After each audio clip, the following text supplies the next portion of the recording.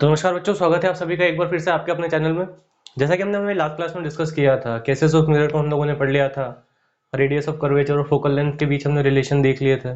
ठीक है, अब हम हमारी आज की क्लास में उन्हीं कॉन्सेप्ट के ऊपर बेस्ड कुछ न्यूमेरिकल प्रैक्टिस करने वाले हैं।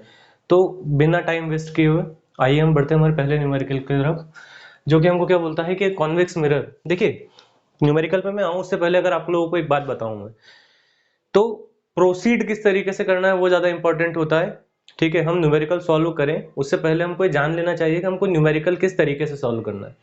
ठीक है, तो सबसे पहले मैं आप लोगों को ये रिकमेंड करूंगा कि आप क्वेश्चन को काफी ध्यान से पढ़ें। ठीक है, क्योंकि पहली प्रोसेस यही होती है, होता क्या है कि बच्चे कई बार जल्दबाजी में क्वेश्चन को आते हुए भी गलत करके आ जाते हैं। दिक्कत ये होती है कि जल्दबाजी में क्वेश्चन पढ़ते हैं, लेंस फॉर्मूले मिरर फॉर्मूले की जगह लेंस फॉर्मूला लगा देते हैं और सारा खेल हो जाता है आपका खराब। तो मैं आपको यही रिकमेंड करूंगा कि क्वेश्चन को पहले बहुत ध्यान से आप पढ़ें। ठीक है, तो अगर इस क्वेश्चन को मैं ध्यान से पढ़ूं तो यहाँ क्या लिखा हुआ है, a convex mirror used on an automobile. ठीक है, तो सबसे पहली बात मुझे इस क्वेश्चन से पता चली कि कौन से मिरर के बारे में बात की जा रही है। बच्चा यहाँ पे कॉन्वेक्स मिरर के बारे में बात की जा रही है। ठीक है, has a radius of curvature of 3 meter.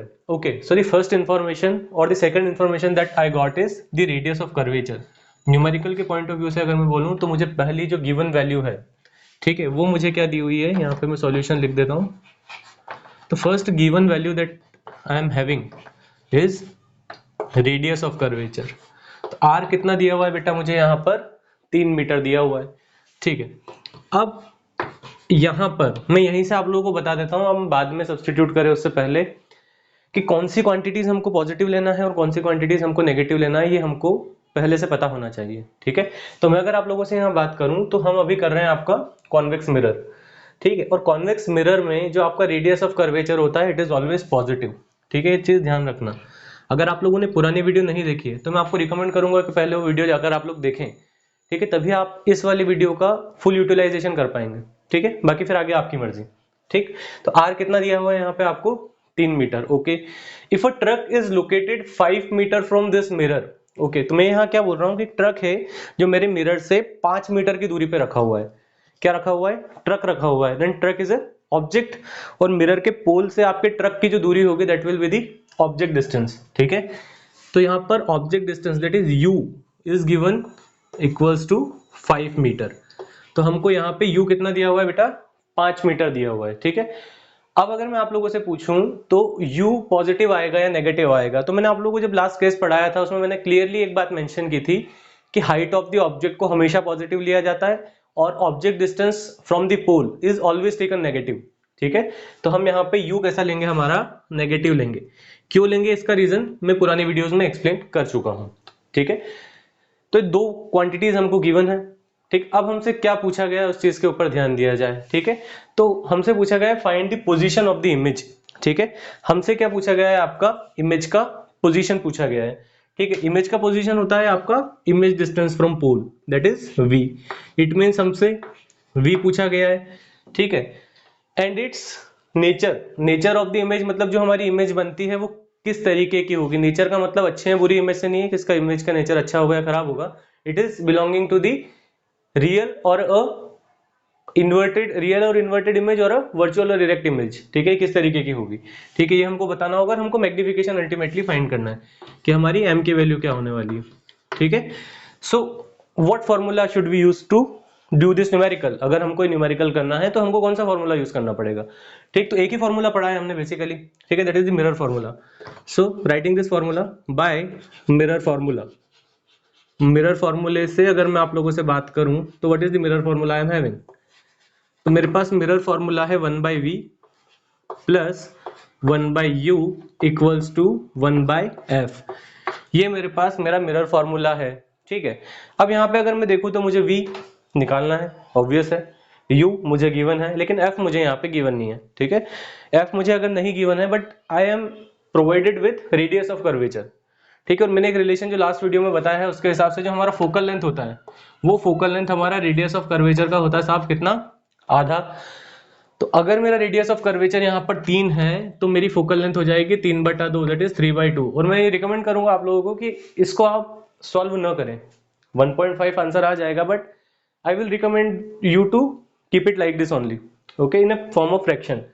आखिरी में फिर हमको जो करना होगा आपको क्लियर हो जाएगा कि मैं ऐसा क्यों बोल रहा हूँ। ठीक, तो आपको यहाँ से v निकालने का बोला गया है। ठीक है, तो v निकालते हैं। अब v निकालना है तो मैं क्या करूंगा, मैं पहले ही ट्रांसपोज कर देता हूँ 1/u को उधर। So what I will get 1/v equals to 1/f minus 1/u। अब यहाँ पे वैल्यू सब्सटीट्यूट कर दें।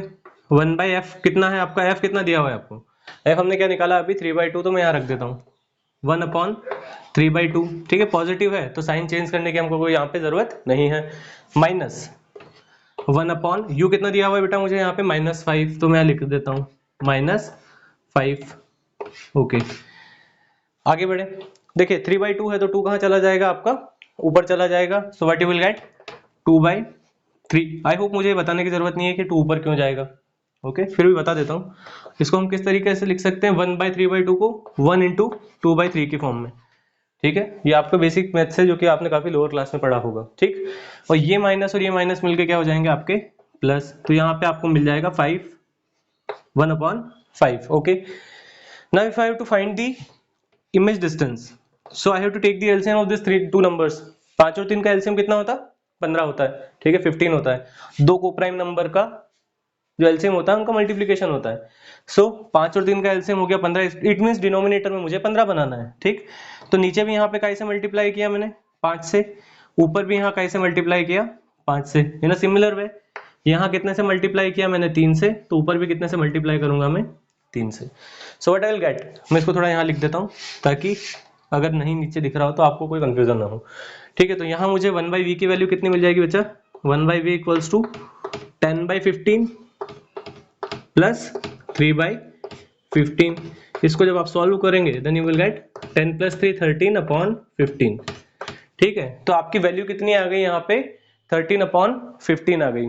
ओके, अब 1/v की वैल्यू मेरी कितनी आ गई है 13/15, but I am been asked the value of v, not 1/v। ठीक है, so what I supposed to find, I have to find the value of v। तो 1/v की वैल्यू अगर 13/15 है तो v की वैल्यू कितनी हो जाएगी, इसका reciprocal, that is v equals to कितना हो जाएगा आपका 15/13। ओके, इसको हम डिवाइड करके इसकी वैल्यू निकाल लेंगे। ओके, सो 1 पॉइंट समथिंग आपकी कुछ वैल्यू आएगी, जो भी वैल्यू आती है आप यहाँ पे इसको लिख सकते हैं। ठीक है, आई होप यहाँ तक भी डिवीजन नहीं बता रहा हूँ मैं, डिवीजन आप लोग खुद कर सकते हैं। ठीक है, अब यहाँ पे हमको ये समझना होगा कि हमारा v का वैल्यू आया है पॉजिटिव। ठीक है, तो v का वैल्यू अगर मेरा पॉजिटिव आया है तो मेरी इमेज कैसी होगी, रियल होगी, वर्चुअल होगी, किस तरीके की होगी। ठीक है, तो मिरर के केस में हमने एक चीज देखी है। ठीक है, कि जब जब मिरर के केस में आपकी इमेज कैसी होती है, वर्चुअल होती है, तो उसका v जो होता है वो कैसा होता है आपका पॉजिटिव होता है। ठीक है, तो यहाँ पे मैं बोल सकता हूँ जो नेचर ऑफ द इमेज जो मुझसे पूछा गया है, तो नेचर कैसा है मेरा यहाँ पे वर्चुअल एंड इरेक्ट। ठीक है, कैसा है वर्चुअल एंड इरेक्ट। और वैसे मैंने जब आप लोगों को मैंने केस पढ़वाए थे है ना कॉन्वेक्स मिरर के, तो मैंने आप लोगों को एक चीज बताई थी कि कॉन्वेक्स मिरर से हमेशा आपको वर्चुअल इमेज मिलेगी। ठीक है, तो ये चीज हमको वैसे भी याद थी। ओके, अब हमसे क्या पूछा गया है, आपका मैग्निफिकेशन पूछा गया है। तो मैग्निफिकेशन मैं यहाँ लिख के बता देता हूँ आपको। ठीक है, तो मैग्निफिकेशन का फॉर्मूला क्या होता है आपका -v/u। ठीक है, okay, so now just we have to keep this values. So -v कितना है हमारा 15/13, u कितना है मेरा यहाँ पे -5। so I have just kept the values and what I got -15/13 into 1/-5, it means we got 3/13। तो हमारा जो मैग्निफिकेशन आया वो कितना आया 3/13। जब आप इसको सॉल्व करेंगे तो आपका आंसर को 0 पॉइंट में आ जाएगा। ठीक है, whatever me the answer you can take it out. इसको आप डिवाइड कर लेना, सॉरी मैग्निफिकेशन की यूनिट नहीं होती। ठीक है, तो आप इसकी वैल्यू निकाल सकते हो। देखो यहाँ पे मैग्निफिकेशन आपका कैसा आया, सो अवर मैग्निफिकेशन इज पॉजिटिव। ये मैं आपको ये भी बता चुका हूँ कि अगर आपका मैग्निफिकेशन पॉजिटिव हो in that case also your image will be a virtual image. ठीक है, तो ये सारी चीजें आप लोग ध्यान रखें। तो ये जो हमारा पहला न्यूमेरिकल था ये हम लोग कंप्लीट कर चुके हैं। तो आइए बढ़ते हैं हमारे अगले न्यूमेरिकल की तरफ। तो बच्चों ये रहा हमारा क्वेश्चन नंबर 2। और देखो मैंने यहाँ पे कोशिश ये की है कि मैं अलग अलग टाइप के क्वेश्चंस आप लोगों को यहाँ पे सॉल्व करवाऊं। ठीक है, ताकि एक प्रैक्टिस हो जाए हम लोगों को अलग अलग तरीके के क्वेश्चंस की जो कि एग्जाम में हमको पूछे जाने वाले हैं। ठीक है, so the next solution. The image formed by a concave mirror is, देखो सबसे पहले क्वेश्चन पढ़ ही लेते हैं जैसा मैंने आप लोगों को बोला, उसके बाद फिर हम इसके ऊपर डिस्कस करेंगे।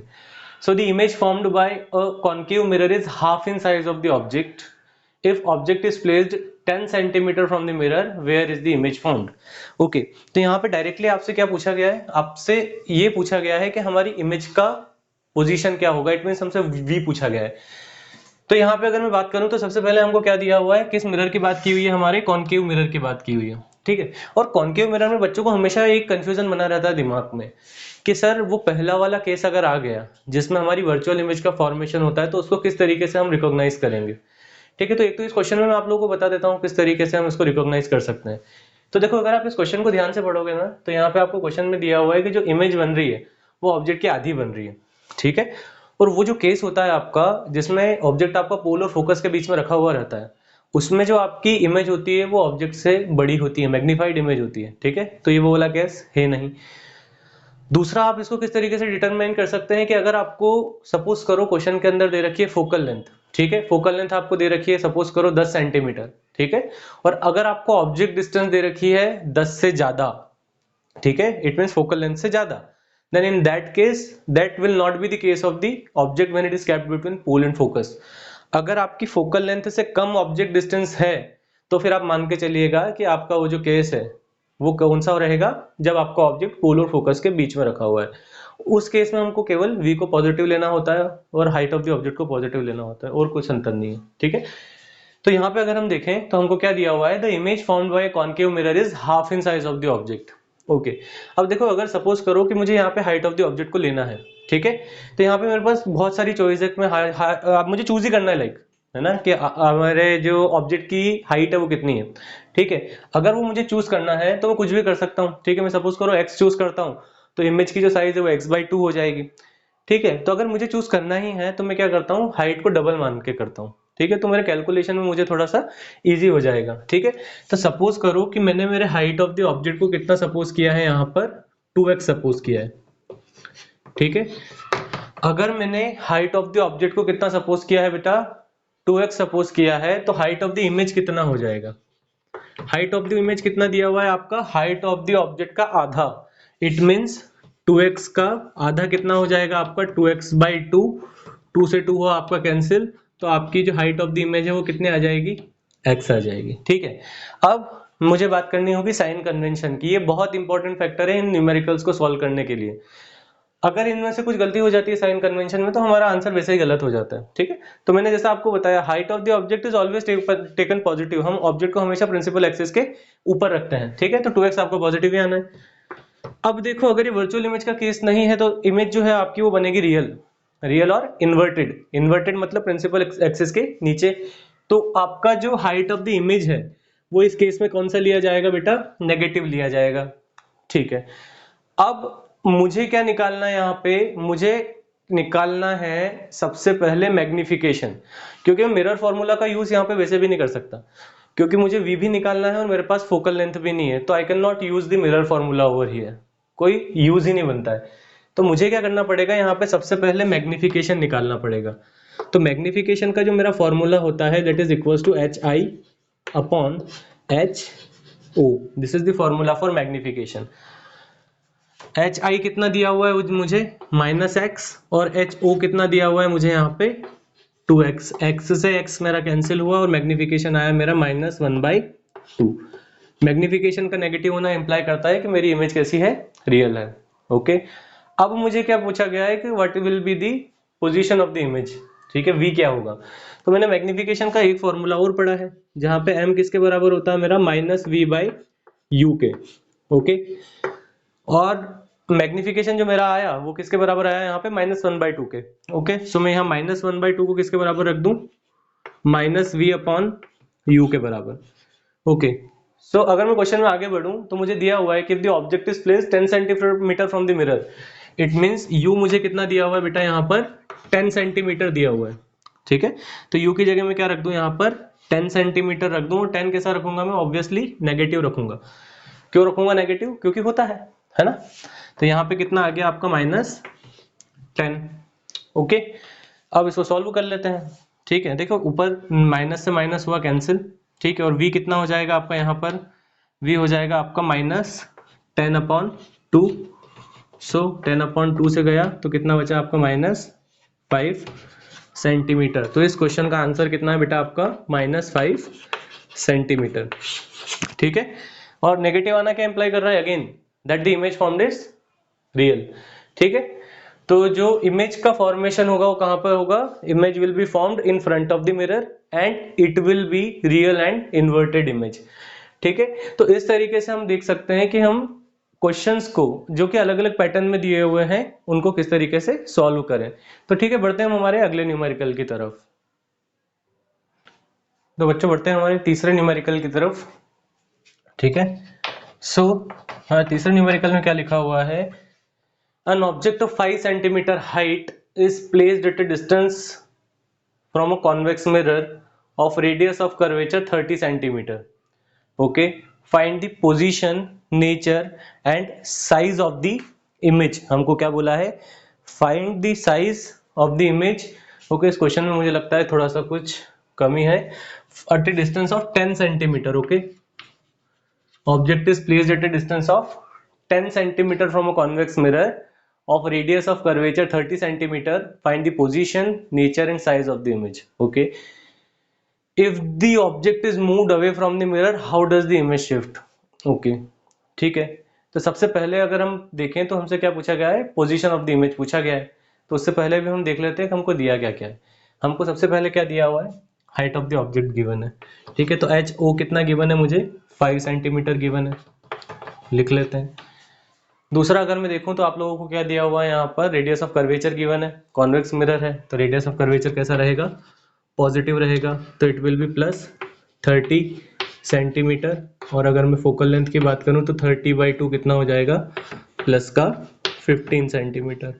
Okay, find the position, nature and size of the image.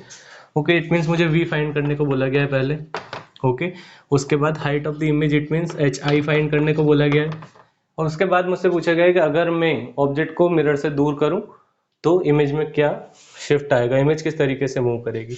ठीक है, तो ठीक है, सबसे पहले v फाइंड कर लेते हैं। तो हमारा फॉर्मूला क्या है, again we have the mirror formula. So by mirror formula, by mirror formula,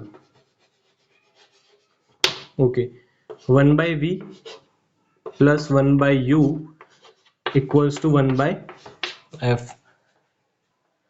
ठीक है साहब, निकालना है हमको v, तो मैं वापस से u को शिफ्ट कर देता हूं उधर। ठीक है, तो हमको यहाँ क्या मिल जाएगा, 1/v equals to 1/f minus 1/u, that is equals to कितना हो जाएगा आपका, v कितना है आपका, अगेन पॉजिटिव तो 1/15। ठीक है, माइनस ऑफ u कितना दिया हुआ है आपको, -10, माइनस का 10 centimetre, it mean minus minus again कितना हो जाएगा आपका, प्लस 1/10। ओके, एलसीएम निकाल लेते हैं, 15 और 10 का एलसीएम कितना आ जाएगा आपका, 30। ओके, सो डिनोमिनेटर में 30 बनाना है, बना देते हैं। तो 3 + 2 कितना हो जाएगा आपका, 5/30, इट मीन्स 1/6। ठीक है, तो 1/v अगर आपका 1/6 के बराबर है तो v कितना आ जाएगा आपका यहाँ पे, प्लस का 6 सेंटीमीटर। ओके, ये प्लस का 6 सेंटीमीटर मुझे क्या इंप्लाई करता है कि मेरी जो इमेज बन रही है वो कैसी है, वर्चुअल इमेज है। The image that is been formed is a virtual image. Okay, अब अगर आगे बढ़े हम तो हमसे क्या बोला है, हाइट ऑफ द इमेज निकालने का बोला गया है। ठीक है, तो हमारे पास मैग्निफिकेशन का फॉर्मूला है। ठीक है, अब मैग्निफिकेशन डायरेक्टली निकाल के मैं क्या करूँ, यहाँ पे height of the image upon height of the object को किसके इक्वल रख दूं, -v/u के। This formula is also that I am having for the magnification, because मुझे हाइट ऑफ द ऑब्जेक्ट यहाँ पे गिवन है। ठीक है, तो height of the object given है, v में निकाल चुका हूँ, u मेरे पास है। ठीक है, तो हाइट ऑफ द इमेज कितना आता है, तो let us see, H I equals to कितना हो जाएगा, एच ओ को मैं उधर भेज देता हूँ, तो it will be -v/u into H O. v कितना आया साहब मेरा 6, तो -6, u कितना है मेरा माइनस का 10 into height of the object that is 5। Okay, तो 5 2 ज़ा 10, माइनस से माइनस कैंसिल, 2 3 ज़ा 6, तो हाइट ऑफ द इमेज कितना आ गया आपका, प्लस का 3 सेंटीमीटर। ठीक है, तो ये आपके इस क्वेश्चन का जवाब है। अब इस क्वेश्चन में एक चीज और आपसे पूछी गई है कि किस तरीके से अगर आपका ऑब्जेक्ट मिरर से दूर जाएगा तो इमेज के साथ क्या चेंज आएगा। ठीक है, तो ये चीज ध्यान रखना कि जैसे जैसे आप ऑब्जेक्ट को मिरर से दूर लेके जाते हो वैसे वैसे इमेज आपकी मिरर के पास आती जाती है। ठीक है, तो what we can say in this question is that कि as the object is moved away from the mirror the image comes closer to the mirror. Okay, तो ये चीज हम लोगों को ध्यान रखना है। This was our third question. Okay, so let us proceed towards the next question. तो बच्चों ये रहा हमारा लास्ट क्वेश्चन हमारी इस क्लास का। और अभी बच्चा जो मैंने आप लोगों को बताया था कि जो इमेज है वो किस तरीके से मूव करेगी आपकी, अगर इमेज आपकी मिरर से दूर जा रही है तो ऑब्जेक्ट आपका मिरर के पास आएगा। That was for a concave mirror. Okay, वो जो केस मैंने आप लोगों को अभी बताया था, मैंने अभी क्वेश्चन चेक किया, क्वेश्चन में कॉन्वेक्स मिरर लिखा था, तो उसके लिए आपका ये रहेगा कि अगर आपकी इमेज मिरर से अगर आपका ऑब्जेक्ट मिरर से दूर जा रहा है तो आपकी मिरर भी आपकी इमेज भी मिरर से क्या जाएगी, दूर जाएगी। ठीक है, तो इस चीज को आप नोट कर लीजिएगा। क्वेश्चन में हो सकता है मुझसे कुछ मिस्टेक हो गई थी, कॉन्वेक्स मिरर की जगह मैंने कॉनकेव मिरर का आप लोगों को बता दिया। ठीक है, करेक्ट कर लीजिएगा उसको। Okay, now the solution of this question. ठीक है, this is the last question. तो क्वेश्चन अगर हम पढ़ें तो क्वेश्चन में हम लोगों को क्या दिया हुआ है। क्वेश्चन में हमको दिया हुआ है when an object is placed at a distance of 60 centimetre from a diverging spherical mirror. Okay, the magnification produced is 0.5। Where should the object be placed to get a magnification of 1/3। Okay, तो मुझे यहाँ पे थोड़ा सा ज्यादा चीजें पूछ ली गई हैं, कम चीजें मुझे गिवन है, लेकिन मुझे आंसर फिर भी निकालना है। तो सबसे पहले अगर मैं आप लोगों से बोलूं तो यहाँ पे मुझे दिया हुआ है डाइवर्जिंग स्फेरिकल मिरर। ठीक है, तो हम लोगों को ये चीज पता होना चाहिए कि हमारा कन्वर्जिंग मिरर कौन सा होता है और हमारा डाइवर्जिंग मिरर कौन सा होता है। ठीक है, so concave mirror is converging mirror and convex mirror is diverging mirror. Okay, तो ये चीज आप लोग ध्यान रखिएगा कि यहाँ पर अगर डाइवर्जिंग स्फेरिकल मिरर की बात हो रही है then strictly we are talking about the convex mirror. Okay, अब यहाँ पे हमको दिया है when an object is placed at a distance of 60 centimetre. It means given quantities में मेरे पास क्या क्या है। तो मुझे सबसे पहले यहाँ पे गिवन है कि मेरा जो u है वो कितना दिया हुआ है मुझे, माइनस का 60 सेंटीमीटर। ओके, इसको दो पार्ट में डिवाइड कर लेता हूँ, हो सकता है जरूरत लगे। ठीक है, तो u मुझे दिया हुआ है -60। ओके, और आगे मुझे दे रखा है कि मैग्निफिकेशन जो है वो मेरा कितना दिया हुआ है मुझे, 0.5। 0.5 का मतलब कितना आपका 1/2। ठीक है, तो मैग्निफिकेशन आपको कितना दिया हुआ है यहाँ पे, 1/2 दिया हुआ है। अब आपसे पूछा गया है कि अब इस ऑब्जेक्ट को मैं किस लोकेशन पे रखूं कि मेरा जो मैग्निफिकेशन है वो 1/2 से बदलकर कितना हो जाए, 1/3 हो जाए। ओके, तो ये थोड़ा सा मेरे लिए एक नया क्वेश्चन है। So what should be the new location, new position of object, new position of object for that m equals to कितना होना चाहिए मेरा, 1/3 होना चाहिए। ठीक है, देखो बेटा, अब अगर इस क्वेश्चन को मैं आपको बोलूं कि किस तरीके से हमको प्रोसीड करना है तो देखो हमारे पास फॉर्मूला तो केवल एक ही है। एक हमारे पास मिरर फॉर्मूला है और एक हमारे पास है बेटा कौन सा, यहाँ पे मैग्निफिकेशन का फॉर्मूला। ठीक है, तो सबसे पहले मैं अगर आप लोगों से बात करूं तो अगर मुझे नई ऑब्जेक्ट डिस्टेंस निकालनी है तो मेरे पास मिरर की फोकल लेंथ का होना बहुत ज्यादा जरूरी है। अगर मेरे पास फोकल लेंथ होगी तो ही मैं यहाँ पर इस ऑब्जेक्ट की नई position for this given magnification के लिए निकाल पाऊंगा। ठीक है, तो सबसे पहले मेरा है कि मैं फोकल लेंथ किस तरीके से फाइंड करूं। तो इजी है, मैग्निफिकेशन मुझे गिवन है, यू मुझे गिवन है, तो मुझे पता है कि m इक्वल्स टू कितना होता है, -v/u। तो इस फॉर्मूले में मैं वैल्यू रख दूंगा and I will get my answer, that is what, 1/2 equals to -v upon कितना, क्या दिया हुआ है आपको यहाँ पे, आपको u दिया हुआ है, u दिया हुआ है क्या, यस गिवन है। ओके, u कितना गिवन है मुझे यहाँ पे, -60 गिवन है। ठीक है, 60 गिवन है, इट मीन्स यहाँ से आपका ये कैंसिल आउट हो गया, तो v कितना आ जाएगा आपका यहाँ पे, प्लस का 30। ओके, v मुझे कितना मिल गया यहाँ पे, प्लस का 30 सेंटीमीटर। अगेन v मेरा पॉजिटिव आना मुझे क्या इंप्लाई करता है कि मेरी जो इमेज है वो वर्चुअल है। ओके, मेरे पास u है, मेरे पास v है, now it is easier for me to find the focal length. Okay, so by mirror formula. ठीक है, मिरर फार्मूला से, by mirror formula, mirror formula से क्या हो जाएगा मेरा, 1/v that is 1/30 plus 1/u, it means plus का तो नहीं आएगा, प्लस माइनस माइनस हो जाएगा, इट मीन्स माइनस का 1/60 इक्वल्स टू कितना हो जाएगा आपका 1/f। 30 और 60 का एलसीएम अगेन क्या हो जाएगा आपका 60, तो डिनोमिनेटर को 60 बना लेंगे। 2 - 1/60 इट मीन्स 1/60 आ जाएगा आपका 1/f का वैल्यू। तो जो आपका फोकल लेंथ है वो कितना आ जाएगा आपका प्लस का 60 सेंटीमीटर। ओके, कैलकुलेटिव पोर्शन में थोड़ा सा जल्दी कर रहा हूँ क्योंकि ये बेसिक है आपका एलसीएम निकालना और ये सब आप लोगों को आता होगा। ठीक है, तो मैंने फोकल लेंथ निकाल लिया। मेरे पास क्या फॉर्मूला है जिससे मैं यू की वैल्यू निकालूं? तो again I am having the mirror formula. ठीक है, सो बाय मिरर फॉर्मूला,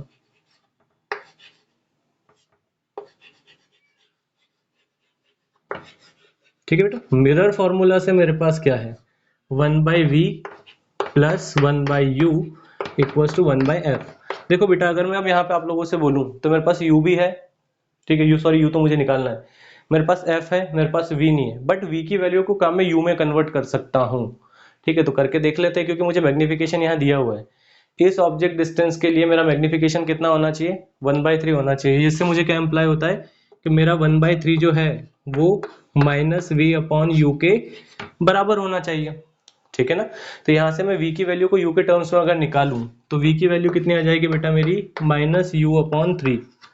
ठीक है, और इस v की वैल्यू को मैं कहाँ कर शिफ्ट करूंगा यहाँ पर।